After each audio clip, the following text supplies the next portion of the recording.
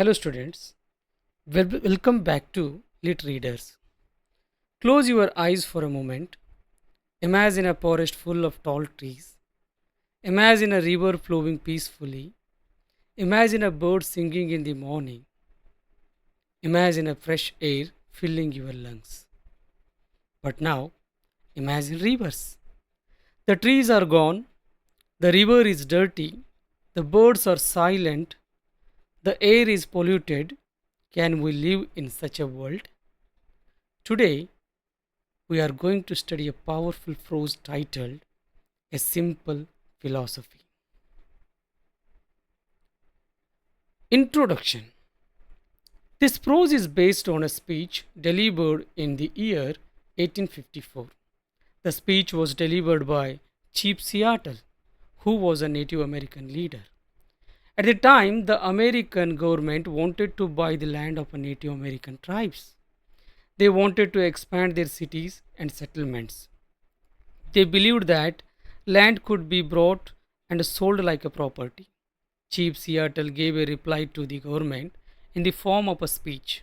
That speech later became famous as A Simple Philosophy. In this speech, he talks about nature and humanity. He explains the relationship between human beings and the earth. He gives a warning against environmental destruction. He says that if a human continue to destroy nature, they will ultimately destroy themselves. Even though this speech was delivered in 1854, it is still very relevant today. Today, we talk about global warming, climate change, pollution, deforestation, and wildlife extinction. But Chief Seattle spoke about these problems long before modern science explained them. This shows that he was a visionary leader. He understood the importance of nature deeply. Now let us understand the historical background in detail. To understand this lesson properly, we must understand the historical situation of that time. In the 19th century, America was expanding towards the western regions. White settlers from Europe were moving into new lands. These lands were already occupied by Native American tribes. The Native Americans had lived on these lands for hundreds of years. For them, the land was not just a soil, it was their home, their culture, their identity, and their spiritual connection. However, the American government wanted to buy these lands. They offered money to the tribes, but the tribes did not believe that land could be sold. When the government approached Chief Seattle and his tribe, he responded with his speech. He did not respond with anger. He did not respond with violence. Instead, he responded with a philosophy. He tried to explain that land is a sacred. It cannot be owned like a piece of furniture. He questioned the very idea of ownership. He said that nature belongs to everyone. Human cannot claim ownership over air, water, and sky. This historical conflict between two different ways of thinking is the foundation of these prose. Now, let us learn about the author himself. Chief Seattle was a leader of the Suquamish tribe. He was born between 1780 and 1786 in what is now the state of Washington in the United States. He was known as a brave warrior in his early years later. He became a diplomat and a leader who believed in peace and cooperation. He tried to maintain peaceful relationship between Native Americans and white settlers.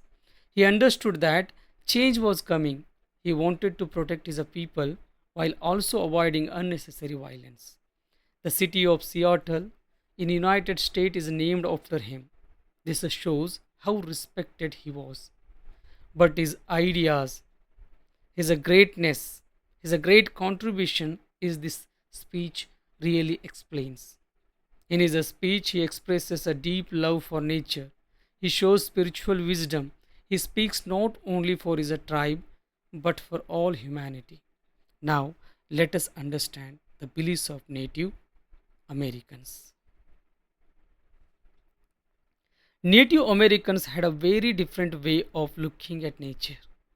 They believed that nature is a sacred. They believed that the earth is like a mother. They believed that rivers, forests, mountains, and animals have spiritual values. They did not separate human from nature. They believed that humans are the part of nature. They respected animals. They hunted animals only when necessary for survival. They thanked nature for providing food. They believed that everything in the world is connected. If you harm one part of nature, you harm the entire system. Today, modern science talks about ecosystems and ecological balance, but Native Americans understood this idea through their spiritual connection with nature. This difference in beliefs is very important in understanding the speech of Chief Seattle. Now, let us move to the central question of the lesson. One of the most famous lines in the speech is, how can you buy or sell the sky? This is a very powerful question. Chief Seattle is questioning the idea that nature can be owned. And as we know that the American government, especially the head of the American government is a president, Franklin, who insisted Americans that they have to give up their lands. But to them, Seattle answered and he replied and he asked so many questions. He said that, can we own the sky? Can we own the air? Can we own sunlight? Can we own rain? The answer is no. These things are part of nature. They are shared by everyone. When humans try to own nature, they create inequality. Some people get more land, some people get less, some people exploit resources, others suffer. Chief Seattle is teaching us that land is not just a property, it is a life, it is a sacred. This central question challenges modern materialistic thinking. Now, let us understand how he criticizes the white man's attitude.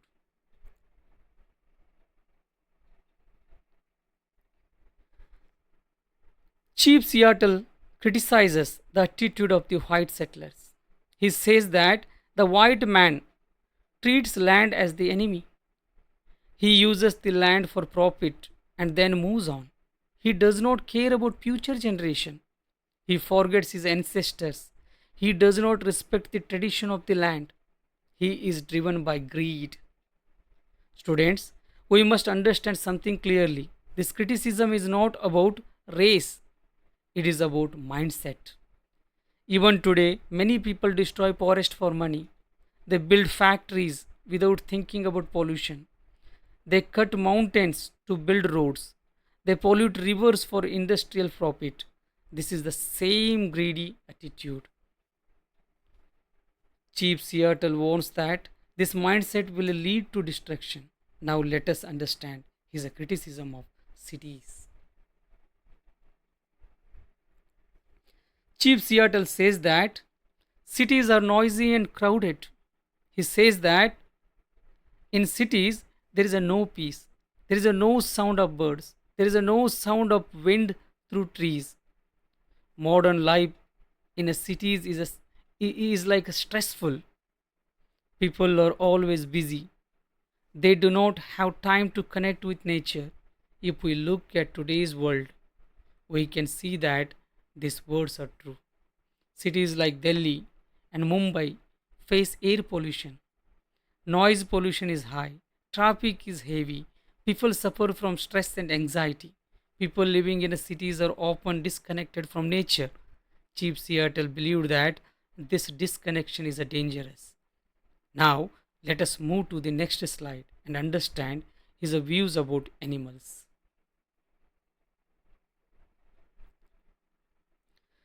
Now, dear students, let us talk about something very important in this lesson, respect for animals.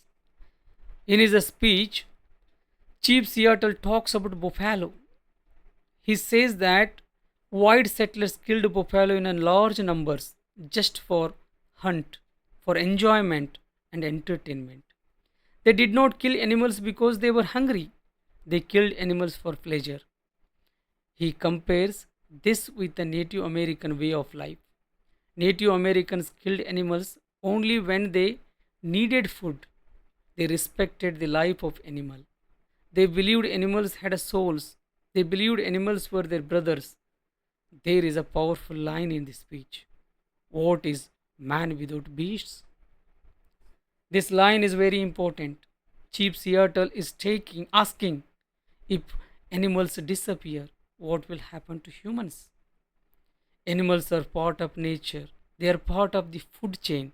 They help maintain ecological balance. Let us connect this with today's world. Today, many species are becoming extinct. Tigers are endangered. Elephants are hunted for ivory. Rhinos are killed for their horns. Forest animals are losing their homes because of deforestation. In India, we are proud of Project Tiger, but still wildlife is under threat. If animals disappear, ecosystems collapse. When ecosystems collapse completely, human life is also affected. So, Chief Settle is teaching us that respecting animal is a respecting ourselves. We are not superior masters of nature. We are part of nature. Now, let us move to the next slide. Importance of air.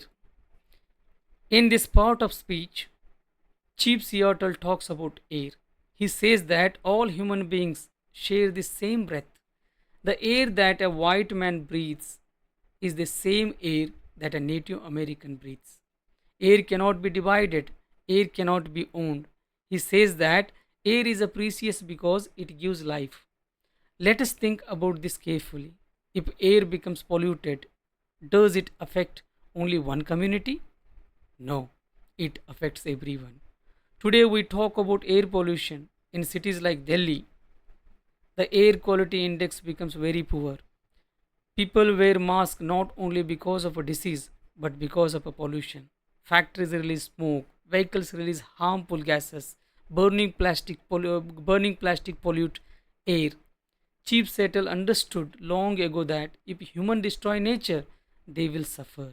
He says that if you pollute the air, one day you will suffocate in your own waste. Is this not true today?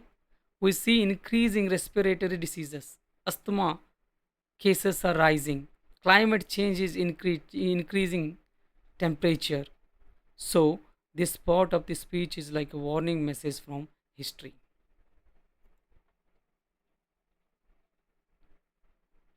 Warning message.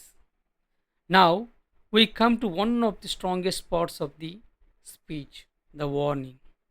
Chief Seattle clearly says that if humans continue to destroy nature, they will destroy themselves. He says, you will suffocate in your own waste. This sentence is very powerful. Today we see plastic waste everywhere. Rivers are polluted, oceans are full of plastic, marine animals die because they eat plastic. In India, rivers like the Ganga and Yamuna face pollution problems. Even though they are sacred rivers, industrial waste and sewage are dumped into them. Chief Seattle warns that environmental destruction leads to human suffering. If we cut trees, we face floods and droughts. If we pollute air, we face diseases. If we destroy wildlife, we disturb ecological balance. Nature always responded.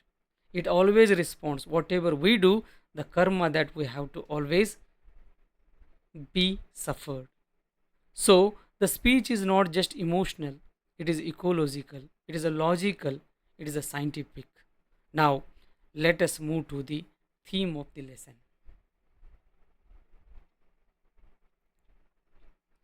Now, students, let us clearly understand the main theme in this lesson. The first theme is love for nature. Seattle shows a deep love and respect for the earth. He believes earth is a sacred. The second theme is environmental protection. He warns against environmental destruction. He says human must protect nature. The third theme is unity of humanity. He says all humans share the same air and the same earth. There should not be division. The fourth theme is criticism of greed. He criticized people who destroy land for profit. The fifth theme is spiritual connection with earth. He believes nature has a spiritual value. It is not just a physical matter. These themes make this lesson very powerful and relevant. Now, let us conclude this important lesson. What is there in a conclusion? As we know that we have to sum up these all things, even how man destroyed everything, how man cut the trees, how he just made people to suffer with pollution. So all things that we have to discuss now. Now we come to the conclusion of this powerful lesson. Chief Settle teaches us that earth is a sacred. He teaches that everything is connected. He teaches us that greed leads to destruction. He teaches us that we must think about future generation. Students, development without responsibility becomes destruction. If we love our mother, we care for her. In the same way, we must care for our earth. This is the simple philosophy. So now, thank you, dear students, for listening carefully. I hope you understood the lesson clearly. Remember this message: love the earth as you would love your mother. If you found this explanation helpful, like the video, share it to your friends, and subscribe to the channel. Thank you.